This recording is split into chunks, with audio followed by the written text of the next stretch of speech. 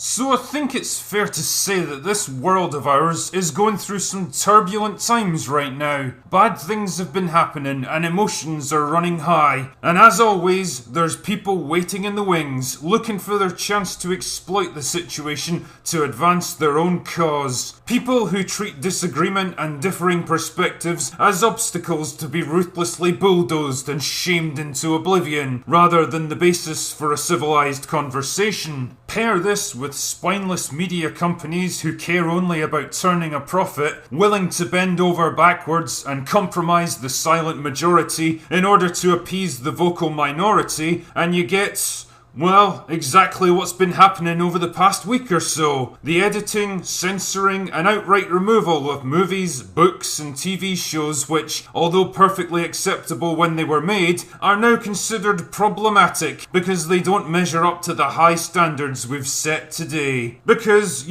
clearly a movie made 81 years ago, set during the Civil War, should absolutely conform to our present-day cultural norms. It just makes sense. A beloved TV show that uses controversial language in some of its jokes, clearly that needs to go. A 3-second movie clip that shows a glimpse of a woman's bare arse, yup, that's ripe for a high quality edit. Really, there's no limit to all the nips and tucks you can do, almost without anyone noticing. But here's the slight problem with all of this. Slowly but surely, it's diminishing who we are. See, every single piece of entertainment we consume, from the humblest amateur movie to the grandest blockbuster, is a unique and special piece of art. It may not appeal to all sensibilities or represent the pinnacle of its genre, but it's art all the same. It exists because it can, not because it must. It exists because we chose to make it so. People exercised their imagination, their creativity, and their ingenuity to turn a simple idea into a reality. And that is something to be treasured. See, art is what makes us who we are. From the first time we learned to use tools, we've been driven to express ideas that transcend the limitations of our existence. We've been compelled to create things that will outlast our short lives, to tell stories that enthrall and captivate people long after we've lived and died. Our art is an expression not just of who we are, but of who we were and who we might be, the good and the bad. It allows us to explore our highest aspirations and our deepest fears, the power of our compassion and kindness, and the darkness of our cruelty and hatred.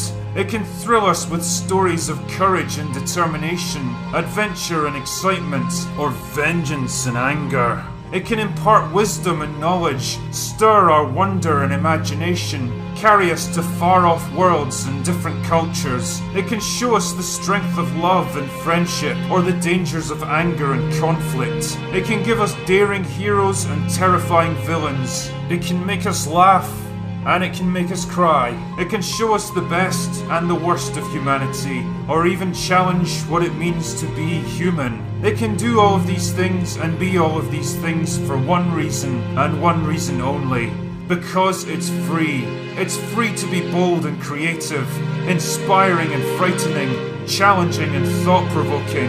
It can dare to be provocative and controversial, because all of those things are what make life worth living. But if we're not careful, it won't stay that way. Already we're seeing the insidious changes being made to the entertainment, the art that we consume. The blandness, the laziness, the pandering and the politics, slowly leeching the fun, ambition and individuality out of everything, all in a relentless crusade to avoid offending people. And it's not just the art that we produce now which is being compromised. These same voices are calling with increasing volume and decreasing patience to alter the things that have already been created. Instead of being preserved and respected, they're being altered and removed. It'll start with little things, of course. A clipped scene here, a minor edit there, a change of dialogue or an altered meaning. But drinker, you suave connoisseur of culture, I hear you say. It's not that much to ask, is it? You're making a big deal out of nothing. If a piece of entertainment causes offence to people today, why not tweak it a little so that everyone can enjoy it?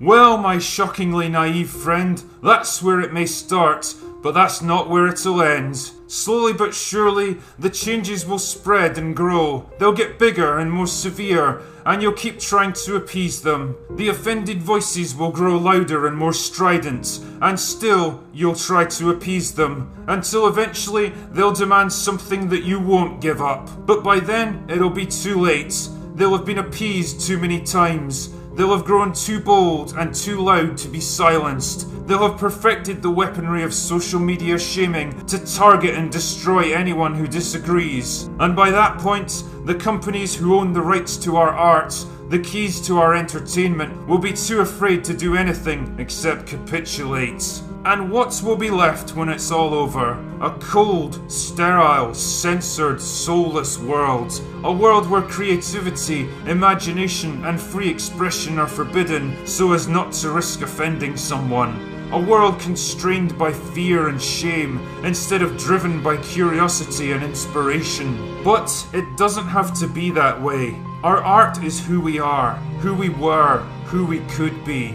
It's our aspirations, our fears, and our legacy. It's the best and worst facets of our nature, and every time we chip away at it, censor it, alter it, or remove it, we lose another little piece of ourselves. Our culture becomes depleted, not enriched. We become a little more timid and fearful instead of bolder and more confident. We learn to obey and conform instead of question and challenge. And we disrespect the work and the legacy of previous generations. For all their vices and virtues, their strengths and failings, their triumphs and failures, they too are a part of us. And they, like us, should never be compromised. With that in mind, I'm going to leave you with some words from a wiser and smarter man than I could ever hope to be. Words that, I think, should be a lesson to us all. With the first link, the chain is forged. The first speech censured, the first thought forbidden, the first freedom denied, chains us all irrevocably. The first time any man's freedom is trodden on, we're all damaged. Anyway, that's all I've got for today. Go away now.